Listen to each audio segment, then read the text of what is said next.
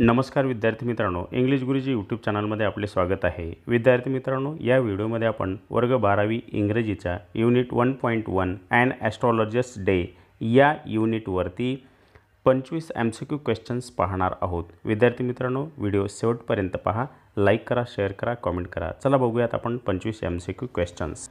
विद्यार्थी मित्रांनो, आपण पहिल्या प्रश्नापासून ते 25व्या प्रश्नापर्यंत संपूर्ण प्रश्न व त्याची उत्तरे बघणार आहोत. व्हिडिओ शेवटपर्यंत बघा. या ठिकाणी 12वी इंग्रजीमधला या ठिकाणी युनिट 1.1 वरती 25 प्रश्न आणि त्यांची उत्तरं. पहिला प्रश्न आहे, according to the narrator the astrologers success in his profession is primary due to. First option, the bargains he drive. Second option, his appearance. Third option, his understanding of people, and fourth option, luck. विद्यार्थी मित्रांनो, हा जो ज्योतिषीकार होता, भविष्यकार होता, प्राथमिकदृष्ट्या तो आपल्या व्यवसायात कोणत्या गोष्टीमुळे यशस्वी ठरत होता. या ठिकाणी करेक्ट ऑप्शन आपल्याला सांगता येईल आणि ते म्हणजे नंबर 3, हिज अंडरस्टँडिंग पीपल. लोकांना समजावून सांगत असे. Second question, when did an astrologer start his business daily. Option first, at mid day. Option second, early in the morning. Option third, in the evening. And option fourth, none of the above. And dear student, we have seen the story and we have here out of the 4 options. And the correct answer is first, at midday. ज्योतिषी आपला व्यवसाय दुपारी दररोज अगदी व्यवस्थितपणे चालू करत असे. Question number 3, and that's the story suggests that the astrologer comment and observation please people by, and options are proving as time passes to have been true. Option second, flattering them or supporting their own views. Option 3, helping them to learn to solve their own problem. And option 4, promising them success and good fortune. And dear student, here the correct option we have second, flattering them और supporting their own views. तो इतर लोक जे काही आहेत त्या लोकांचं मत जाणून घ्यायचा आणि त्यांचं भविष्य सांगायचा. Next question, dear student, we have here Gurunayak is looking for the man who try to kill him. ज्या माणसाला गुरुनायक शोधत होता, ज्या माणसाने त्याला मारण्याचा प्रयत्न केलेला होता. या ठिकाणी ऑप्शन्स आहेत, टू गेट अँड अपॉलॉजी, त्याला माफी मागायची होती. टू टेक अँड रिवेंज, त्याचा बदला घ्यायचा होता. त्यानंतर टू डिमांड अँड एक्सप्लेन, त्याला विचारायचं होतं आणि त्याला स्पष्टीकरण विचारायचं होतं. किंवा to prove that the man was successful, आणि तो माणूस यशस्वी झाला होता ह्या गोष्टीमध्ये, ते त्याला सिद्ध करायचं होतं. या करेक्ट 4 ऑप्शन्सपैकी आपल्याला करेक्ट आन्सर शोधायचं आहे आणि ते म्हणजे तो माणूस शोधण्याचा जो प्रयत्न करत होता गुरुनायक, तो केवळ त्याचा बदला घेण्यासाठी, रिवेंज घेण्यासाठी. And next question, dear students, reactions to the astrologer's wife to his news suggest that she has been worried about his safety, was unaware of his past, he is concerned about the future with him, and has known him since he was a young.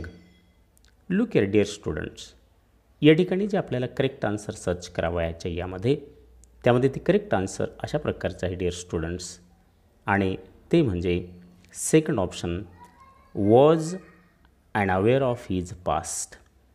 ती जी काही ज्योतिषाची पत्नी होती तिला त्याचा भूतकाळ माहीत होता. Then next, an astrologer had a lot of his professional equipments like. Astrologer म्हणजे ज्योतिषाकडे त्याचं स्वतःचं अशा प्रकारचं जे साधन होतं ते कोणतं होतं, त्या 4पैकी खालील ऑप्शनच्या. नंबर 1, कौरी. Number 2, textbook. Number next, goggle. And number 4, stick. आणि विद्यार्थी मित्रांनो, यामध्ये सगळ्यात महत्त्वाचं आणि करेक्ट अशा प्रकारचं आन्सर आहे ते म्हणजे फर्स्ट, कौरी. त्याच्याकडे कौरी होती आणि त्या कौरीच्या साह्याने तो इतर लोकांचं भविष्य सांगत असे. Next question, an astrologer had left his village without any previous thought or dash dash dash आपलं घर आपला गाव त्याने सोडलेला होता कुठल्याही प्रकारचा विचार आणि खालील 4 ऑप्शनपैकी कोणती एक गोष्ट न करता. And that's the first option plan, second friends, third feelings and fourth pain. And here the correct option is the plan. कुठल्याही प्रकारचं नियोजन न करता विचार न करता त्याने गाव सोडलेला होता. नाव the next question and that's at the astrologer had working analyse of. Astrologer जो काय होता तो कोणत्या गोष्टीचं विवरण लोकांना देत होता. त्यामध्ये मॅनकाइंड्स जॉब त्याचा व्यवसाय, मॅनकाइंड्स ट्रबल लोकांचे प्रश्न, मॅनकाइंड्स लेग्स लोकांचे एकमेकांची भांडण जी काय व्हायची ती, त्यानंतर मॅनकाइंड्स आईज लोकांच्या डोळ्यांकडे बघून. आणि या ठिकाणी विद्यार्थी मित्रांनो करेक्ट ऑप्शन आपल्याला या ठिकाणी पाहता येईल ते म्हणजे सेकंड मॅनकाइंड्स ट्रबल. लोकांचं जे काही अडीअडचणी होत्या त्या अडीअडचणी तो जाणून घेत होता आणि लोकांना सांगत होता. Next question the astrologer sat under the bow of spreading dash dash dash tree. Astrologer तो ज्योतिषी जो आहे तो लोकांना भविष्य सांगण्यासाठी कोणत्या झाडाखाली बसायचा. बनियान ट्री वडाच्या झाडाखाली, टॅमन ट्री, नेम ट्री, बबुल ट्री. या 4 ऑप्शनपैकी विद्यार्थी मित्रांनो या ठिकाणी आपल्याला करेक्ट ऑप्शन जे दिलेलं आहे ते आहे टॅमरिंड ट्री. टॅमरिंडच्या झाडाखाली तो बसत होता. त्यानंतर next question number 10. He knew no more about others life. या ठिकाणी या वाक्यामध्ये आपल्याला काळ ओळखायचा आहे आणि simple past tense, simple future tense, future present tense, simple present tense and present perfect continuous tense. And dear student here the correct tense or option is first simple past tense. Now the 11th question. He had left the village without any previous thought. Choose correct option as a present perfect tense. या ठिकाणी present perfect tense जो काही आहे तो विद्यार्थी मित्रांनो आपल्याला 4 ऑप्शनपैकी find out करायचा आहे. He left the village without any previous thought. He has left the village without any previous thought. He leaves the village without any previous thought. और fourth he had left the village without any previous thought. विद्यार्थी मित्रांनो या ठिकाणी आपल्याला find out करायचा present perfect tense आणि present perfect tense या ठिकाणी करेक्ट आहे option number second he has left. नाव next question. He spread out his a professional which consisted of a dozen of cowrie shells. Choose correct alternative to rewrite the given sentence as a compound sentence. And dear student, here the compound sentence we have to find out. The first, he spread out his professional equipment, but it consisted of a dozen cowrie shells. He spread out his professional equipment and it consisted of a dozen cowrie shells. Third option, he spread out his professional equipment that it consisted of a dozen of cowrie shells.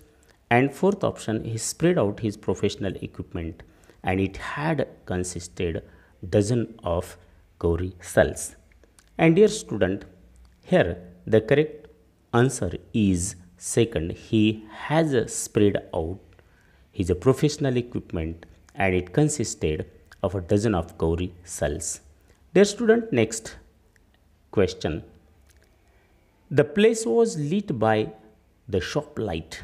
The correct active voice sentence is.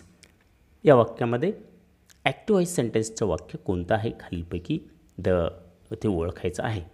त्यामध्ये first आहे the place is lit by shop light. Then next the shop lights lit the place. Next the shop lights was lit the place. And fourth the shop light is lighting the place. आणि या ठिकाणी दिलेलं वाक्य आहे आपल्याला passive व्हॉइसचं, आपल्याला ओळखायचं आहे ॲक्टिव्ह व्हॉइसचं. And dear student the correct active voice sentence is the shop lights lit the place. Next question, this is the vocabulary type question. The shrewd mean. या ठिकाणी श्रीवड ह्या शब्दाचा इंग्लिशमध्ये अर्थ आपल्याला फाइंड आउट करायचा आहे. फर्स्ट कनिंग, second bad, third simple and fourth clever. And dear student, here the correct option is clever. Now the next question. This is also vocabulary type question. Bewildering mean. Bewildering या शब्दाचा अर्थ आपल्याला find out करायचा आहे. Commenting, रिस्पॉन्सिंग, confusing और laughing. विद्यार्थी मित्रांनो, या ठिकाणी करेक्ट ऑप्शन आपल्याला फाइंड आउट करता येईल आणि ते म्हणजे number 3, confusing. Now next question. The writer of an astrologer's day is. Astrologer's day या स्टोरीचे लेखक कोण आहे? First KR Narayanan, second KN Narayanan, third KD Narayan and fourth RK Narayan.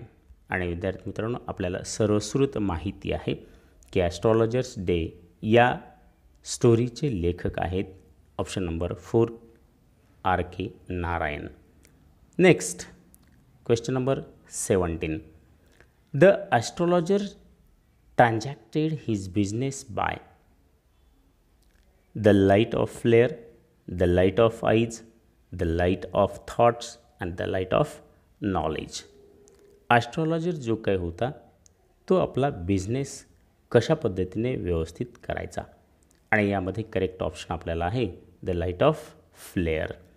Then next question. The astrologer deserve the wages at the end of the day. That statement is true or false. We have to find out. या ठिकाणी आपल्याला correct statement find out करायचे आणि या ठिकाणी आपल्याला correct answer जे आहे ते आहे first true. Next, the astrologer said, the thing which please read and astonish everybody. State true or false. या ठिकाणी आपल्याला करेक्ट फाइंड आउट ट्रू और फॉल्समधलं जे फाइंड आउट करावयाचं आहे ते, कारण astrologer said that the thing which please read and astonish everyone. तो ज्या ज्या लोकांना आपलं भविष्य सांगायचं ते सगळेजण आश्चर्यचकित व्हायचे आणि निश्चित रीतीने त्याला आनंद वाटायचे त्या लोकांना. So that is also true. Then next, astrologer had to leave home telling everything to his wife. True or false. Astrologer घरातून निघत असताना आपल्या पत्नीला सगळं खरं खरं सांगायचा, त्याचा प्लानसुद्धा तो खरा खरा सांगायचा. Is it true or false? Dear student, this is false. The next question. The central idea of the story is. आणि सगळ्यात महत्त्वाची गोष्ट आहे विद्यार्थी मित्रांनो, या ठिकाणी या गोष्टीची मध्यवर्ती संकल्पना कोणती आहे? खालील चारपैकी. Human relationship the and the ironies of Indian daily life. Second, about the life of rich people in India. Third, about the middle class people in India. And fourth, about the astrologers richness. या ठिकाणी correct option आपल्याला सांगता येईल ते म्हणजे first option आहे. Human relationship and आयरनीज.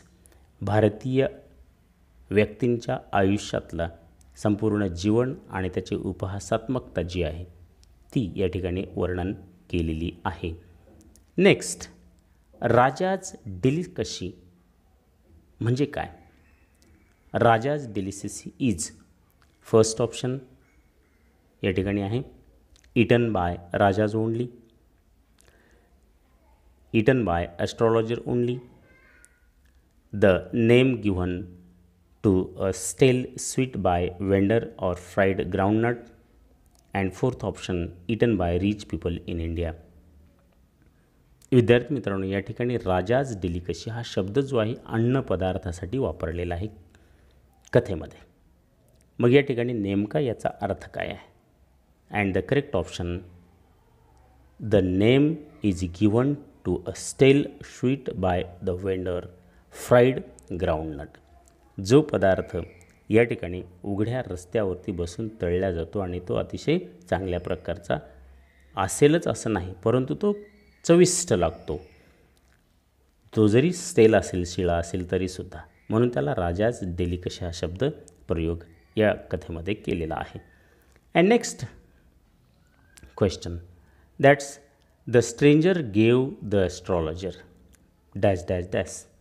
Stranger जो काय होता, अनोळखी व्यक्ती जो काय होता, त्याने ॲस्ट्रॉलॉजरला काय दिलं होतं, किती पैसे दिले होते? 12 आनाज, 12 आनाज and half, 1 rupee or 10 rupees. And dear students, here the correct option is second, 12 annas and a half. Now next question. The astrologer asked the stranger to. ॲस्ट्रॉलॉजरने त्या अनोळखी माणसाला विचारले होते, come to the city again, go to the rajas, to remain in his village forever, or to take education. काय सांगितलं होतं त्याला? त्याला स्पष्टपणे त्याने सांगितलेलं होतं, तू तुझ्या गावातच राहा. Option 3, to remain in his village forever, कायमस्वरूपी तू तिथेच राहा, बाहेर तू पडू नकोस. And last question. The strangers name is. जो कुणी हात दाखवायला आलेला होता या कथेमध्ये, जो स्ट्रेंजर म्हटलेला आहे लेखकाने, तो स्ट्रेंजर कोण होता? गुरु नामदेव, गुरु सामदेव, गुरु नायक, गुरु Narayan. And hair the correct option is Guru Nayak, option number 3.